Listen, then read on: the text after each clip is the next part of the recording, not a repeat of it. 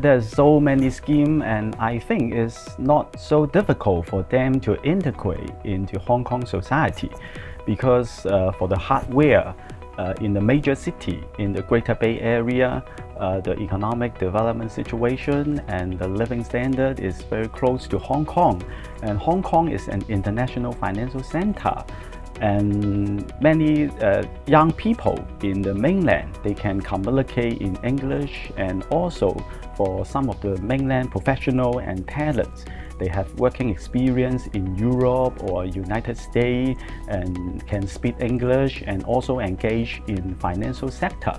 So it's not difficult for them to integrate into Hong Kong society, I think. But they may face other problems, for example, the living issue.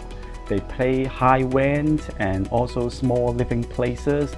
So we hope the government can provide more talent apartment and create a community with good living environment to attract them to stay in Hong Kong. And another issue is that the cultural difference. And there's so many mainland students study in the university in Hong Kong. They have gathering, but only have little connection with local students. And maybe we can assist them to integrate into local community. For example, do some voluntary work and more connection with local students, and they become part of the local community to attract them to stay in Hong Kong. Apart from the hardware, we also need to provide more opportunity to attract the mainland professional and students stay in Hong Kong and contribute to Hong Kong.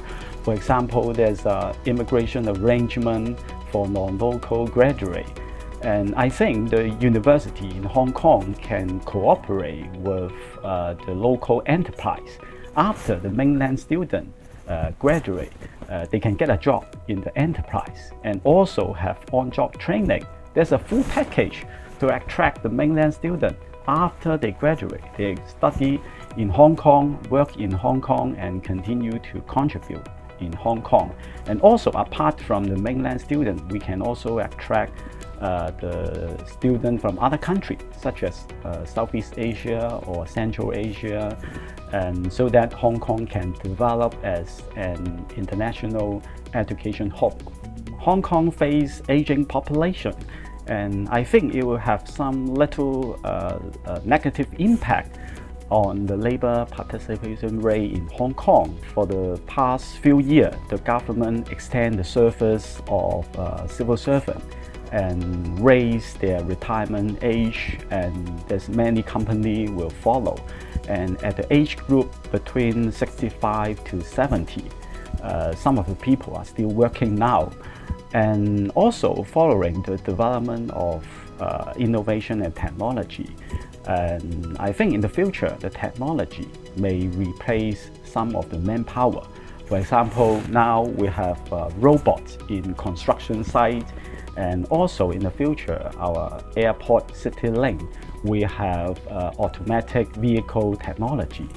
And the government will do a human resources forecast next year, and I hope it can include the factor of development of technology.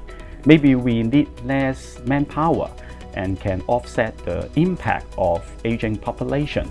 And also, I think the government should strengthen the vocational education, because we have some mismatch in human resources. In some of the job industry, the technical skill is difficult to attract young people to join. So we need to strengthen vocational education. For example, offering more applied degree courses, let our young people can see their future development. They have job promotion pathway and can develop their career in those sectors.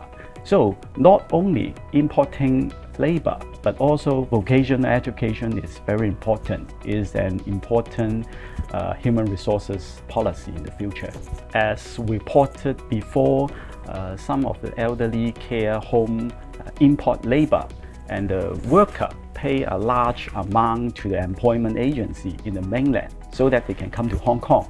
And apart from this, in some cases, the employer also require the worker to pay a certain amount every month for the living costs and other expenditure. So although they use a median salary to recruit foreign labor, but for the foreign labor, their actual salary is only several thousand. And for the long term, if this situation continues, there will be no incentive for the employer to improve the benefit and salary to attract local workers. So that's a problem. And for most of the import labor, they will not complain because although their wages was deducted by the employment agency or the employer, but is still better than in their original places. Now the Labor Department in Hong Kong organized talk for the import labor is about labor rights, and also allow the trade union in Hong Kong to have contact with import labor to safeguard their rights. And I think it can have a deterrent effect to encourage the employer to comply with the regulation. And the import labor is also worker. They need basic protection and should not be exploited by the employer.